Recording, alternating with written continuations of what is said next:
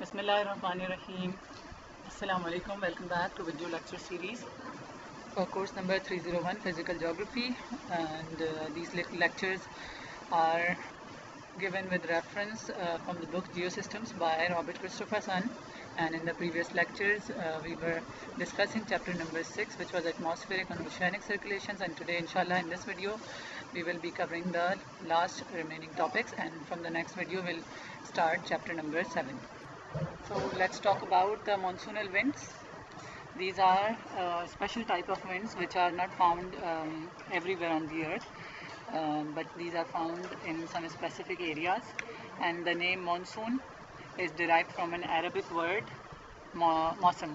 So from that मौसम word the term monsoonal is derived, क्योंकि ये ख़ास मौसम पे आते हैं तो इसी वजह से अरबी ज़बान का लफ्ज़ मौसम इस्तेमाल किया गया इस विंड को डिफ़ाइन करने के लिए. सो ये मानसूनल हवाएं जो हैं 3 महीने में, यानी फ्रॉम जून से हल्का फुल्का स्टार्ट होती हैं, पीक पे जाती हैं ये जुलाई, अगस्त और सितंबर में, और उसके बाद फिर अक्टूबर में ये हवाएं ख़त्म हो जाती हैं. मानसून हवाओं से स्पेशली साउथ एशिया के अंदर, यानी हमारा अपना रीजन, इसमें बारिशें बहुत ज़्यादा होती हैं. इसके अलावा साउथ ईस्ट एशिया के अंदर, फिर देन इंडोनेशिया में और ऑस्ट्रेलिया के कुछ इलाक़ों में और अफ्रीका के कुछ इलाक़ों में मानसून की बारिशें होती हैं. लेकिन जो मानसून की जो शिद्दत और जो उसका जो स्पेशल कैरेक्टर है, that is more visible in our region, that is South Asia. So now let's talk about कि why these winds are formed, ये क्यों जनरेट होती हैं और इसकी क्या वजह है. So we have to relate it back to the concept of ITCZ, कि जब हमने ITCZ की बात की थी, इक्वेटोरियल लो प्रेशर ट्रफ, जो कि जुलाई के मौसम में सर्दियों के मौसम में दिसंबर में उसकी लोकेशन अर्थ के सदर्न साइड पे होती थी, इक्वेटर के साउथ की तरफ, और गर्मियों में यानी जून के महीने में वो नॉर्थवर्ड शिफ्ट हो जाता था. तो यहाँ पे जो 2 इलस्ट्रेशंस हैं, इन इलस्ट्रेशंस के अंदर that shifting of ITCZ is shown. So now let's have a look at the reasons behind the monsoon winds. Look at this picture on the left. It shows the winter dry monsoon condition, and a picture on the right, it shows the summer wet monsoon condition. Basically जब monsoon की हम term की बात करें तो ये summer monsoon के लिए ज़्यादा यूज़ की जाती है, विंटर मानसून के लिए इतना ज़्यादा यूज़ नहीं करते. बट उसी रीजन के अंदर comparatively when we talk about the monsoons, तो फिर हम कहते हैं कि winter has dry monsoon without rain, and summer has monsoon which is wet, that is a lot of rainfall occurs. So here this dotted green line, this is ITCZ in December in winters, which is towards the south, and the ITCZ now in July, it has shifted towards the north over here. So in the previous lectures we have already learned कि ITCZ जहाँ पर भी जाएगा, it will bring rainfall along with it. So when the ITCZ has shifted towards the land, that means this part of land, it will have lower pressure, while the sea will have the subtropical high pressure cells. So wind will move from subtropical high pressure cells to the ITCZ, which is a low pressure belt. इस वजह से बहुत fast moving winds, और क्योंकि वो winds आ रही हैं water body के ऊपर से, so the winds are full of moisture and those moisture bring rainfall. So here is an interesting pattern कि जो Indian peninsula है right here, it is attracting winds from all sides. यहाँ से भी हवाएं Indian peninsula की तरफ जा रही हैं और यहाँ से भी, but this side यहाँ पर वेस्टर्न घाट्स हैं, जो ऊंची पहाड़ियाँ हैं, जिसकी वजह से विंड्स इतनी ज़्यादा सक्सेसफुल नहीं होती हैं मेनलैंड की तरफ जाने में. But here from this part, यहाँ पे बांग्लादेश है और इंडिया का पोर्शन आसाम.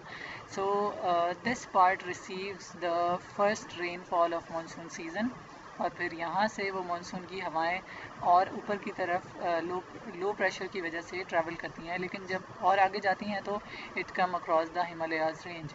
तो हिमालय रेंज की वजह से मानसून की हवाएं आसाम और बांग्लादेश से वो शिफ्ट हो जाती हैं वेस्टवर्ड्स, टूवर्ड्स द वेस्ट, और फिर वेस्ट पे वो ट्रैवल करते हुए इंडिया के नॉर्दर्न एरियाज़ में बहुत सारी बारिशें और उसके बाद वो हवाएं पाकिस्तान के नॉर्थ में आ जाती हैं and from the north of Pakistan again it shift towards the south. इसकी वजह क्या है कि यहाँ पर पाकिस्तान के वेस्ट में भी, नॉर्थ वेस्ट में we have two mountainous ranges, the Karakoram mountain range over here and then the Hindu Kush। इसकी वजह से वो मानसून की हवाएं शिफ्ट हो जाती हैं पाकिस्तान के साउथ की तरफ और फिर वो पंजाब में और सिंध के अपर पार्ट में बहुत सारी रेनफॉल लेकर आता है। But those monsoon when reaches Karachi, तो वहाँ पर इतनी ज़्यादा रेनफॉल नहीं आती क्योंकि वो अपना सारा मॉइस्चर जो सफ़र आसाम से यानी बे ऑफ बंगाल, ये this is bay of Bengal, यहाँ से जो सफ़र शुरू हुआ था अपना सारा मॉइस्चर उसने पहले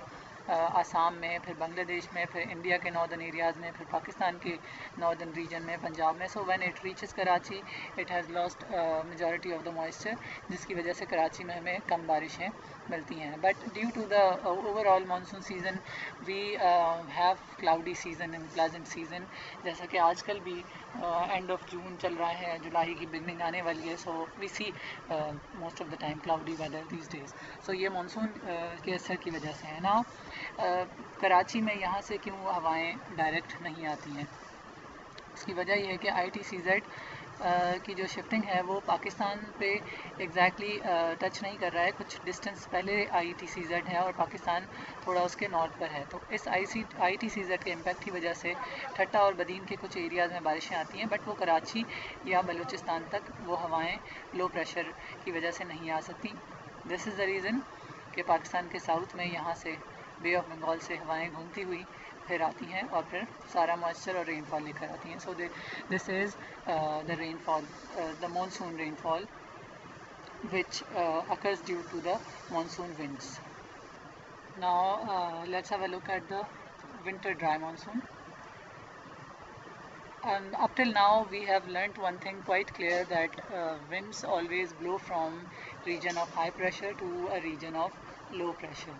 So in winter seasons ये land, especially the continental areas of Asia, it cools up more compared to the ocean part. तो यहाँ पर हुआ high pressure और ocean में lower pressure, जिसकी वजह से फास्ट मूविंग विंड्स जनरेट होती हैं सेंट्रल एशिया में, और इसके अलावा कुछ साइबेरिया में भी विंड्स जनरेट होती हैं and those wind move towards the ocean. So it's the reverse of summer monsoon. और क्योंकि वो विंड्स जनरेट हो रही हैं लैंड पर and land does not have that much moisture, तो इस वजह से वो हवाएं ड्राई होती हैं, जिसके बरक्स समर मानसून के अंदर हवाएं वेट होती हैं, अपने साथ रेनफॉल लाती हैं क्योंकि वो जनरेट होती हैं समंदर में। Our next topic is ocean currents. Ocean currents are fast moving channels of water within the ocean, and those tracts of water flow are driven by the atmospheric circulation. Apart from atmospheric circulation, the factors which control ocean currents are salinity, the temperature of the ocean water, the structure of ocean floor, and some astronomical forces like the gravity of moon and gravity of sun and other celestial bodies. Some other factors which affect the ocean currents are the density of ocean water and the Coriolis force of earth. Ocean currents को अगर categorise किया जाए तो there are two main categories, the surface currents and the deep currents. So it's mainly the surface current जो कि atmospheric circulation की वजह से move करती हैं, and especially surface currents सबसे ज़्यादा जो global circulations के अंदर visible हैं, that is the ocean circulations, the ocean currents around the subtropical high pressure cells, as shown in this diagram. यहाँ पर एक ocean current, surface ocean current की फॉर्मेशन है जो कि सब ट्रॉपिकल हाई प्रेशर सेल के अराउंड है, देन इस पोर्शन में, then over here in the southern hemisphere, then this one, and then over here. So ज़्यादातर ग्लोबल ओशन करंट्स, ख़ास तौर पे surface ocean currents subtropical high pressure cells के around generate होते हैं, बिकॉज वही प्रेशर सेल्स ऐसे हैं जिनका बहुत ज़्यादा इम्पैक्ट होता है समंदर के पानी पर। So this also shows that how atmospheric circulation is affecting the oceanic circulation. So if we look carefully on this map, we see there are some currents which are red and there are some which are blue. So red are the ocean currents which are warm currents, जो कि गर्म इलाकों से पानी supply करते हैं ठंडे इलाकों की तरफ, यानी पोल्स की तरफ। गर्म इलाका from equator to poles, and these blue ones, they supply cold water from cold regions, that is the polar regions, towards the equator. सो उनकी डोमिनेंट नेचर की वजह से उनके नाम दिए जाते हैं warm currents and cold currents. So some of the famous oceanic currents are the equatorial current, then we have the North Pacific current, the Labrador current, Gulf Stream. Then equatorial current is categorized into two types. एक equator के north पे flow करता है तो north equatorial current, south पे है तो south equatorial current. Then here we have the Falkland current, और बिल्कुल पोल्स के करीब जो चलती हैं वेस्ट विंड ड्रिफ्ट, ये भी एक करंट की टाइप है। Then we have the Kuroshio current. Other than these mentioned on this map, there are many other currents. For example, the East Australian current. In oceanic currents को अगर मैं एक easy definition के तौर पे बताऊं तो these ocean currents are like pipelines of water within water. Oceans के अंदर जहां पानी बिल्कुल एक जान हमें नज़र आता है, लेकिन उसी पानी के अंदर एक अलग डायरेक्शन में, अलग चैनल में पानी की स्पीड डिफरेंट होती है, उसका डायरेक्शन डिफरेंट होता है, और एक पाइपलाइन की तरह, जस्ट लाइक होस पाइप, जैसे हम अपने लॉन्स में पानी डालते हैं होस पाइप से, जो वो एक धार चलती है, तो पानी की वो धार ओशंस के अंदर फ्लो करती है, तो उस धार का नाम ओशन करंट होता है। और उनकी लेंथ हज़ारों किलोमीटर्स तक होती है और उनकी विड्थ चंद किलोमीटर से तकरीबन 100-200 किलोमीटर तक उनकी विड्थ होती है ओशन करंट्स की। Now there is an interesting fact कि सब ट्रॉपिकल हाई प्रेशर सेल्स की वजह से जो सर्कुलर फॉर्मेशन है ओशन करंट्स की, इस सर्कुलर पैटर्न को कहते हैं गायर।